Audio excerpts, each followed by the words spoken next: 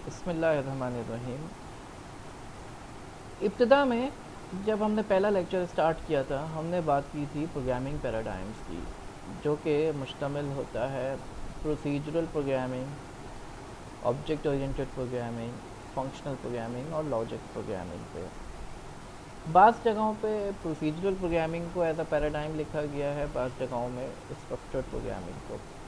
तो हम थोड़ा सा समझ लेते हैं स्ट्रक्चर्ड प्रोग्रामिंग होती क्या है। एक्चुअली जब प्रोग्रामिंग स्टार्ट हुई और low level languages like assembly language या इवन हार्डवेयर लैंग्वेज के अंदर भी प्रोग्रामिंग होती थी, तो एक कंस्ट्रक्ट होता था जिसको गोटू कहा जाता था। एक स्टेटमेंट होती थी गोटू की। अब ये गोटू जो है, ये बड़ा ही प्रॉब्लमेटिक कंस्ट्रक्ट है।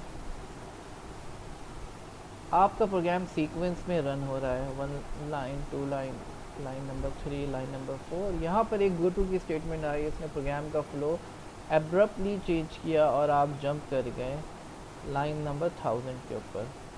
अब लाइन नंबर 1000 में आपका प्रोग्राम चलना शुरू हुआ, यहाँ से आपने फिर जंप कर दिया लाइन नंबर 50 पे। तो प्रोग्राम की लॉजिक, गो के प्रोग्रामर लॉजिक बनाने के लिए ये जंप्स या गो टू की स्टेटमेंट्स प्रोग्राम के अंदर लिखा था। आप एक लाइन से दूसरी लाइन पे जंप कर जाते थे, लेकिन इसकी वजह से जो है प्रोग्राम को समझना, प्रोग्राम के फ़्लो को समझना, प्रोग्राम क्या कर रहा है ये समझना बड़ा ही मुश्किल काम होता था।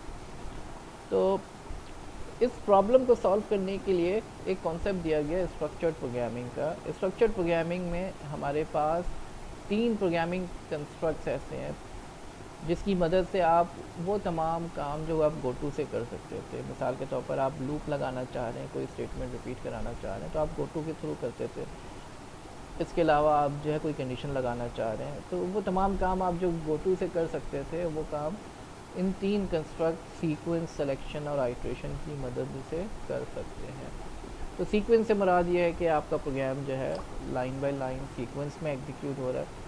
सिलेक्शन में आपके पास कोई भी कंडीशनल स्टेटमेंट है जिसमें 2 या 2 से ज़्यादा ब्लॉक्स में से कोई एक पर्टिकुलर ब्लॉक सेलेक्ट होकर एग्जीक्यूट होगा। और आइट्रेशन में, जिसको हम लूप कहते हैं, आप किसी भी सेट ऑफ स्टेटमेंट्स को, ब्लॉक को आप रिपीटेडली एग्जीक्यूट कराना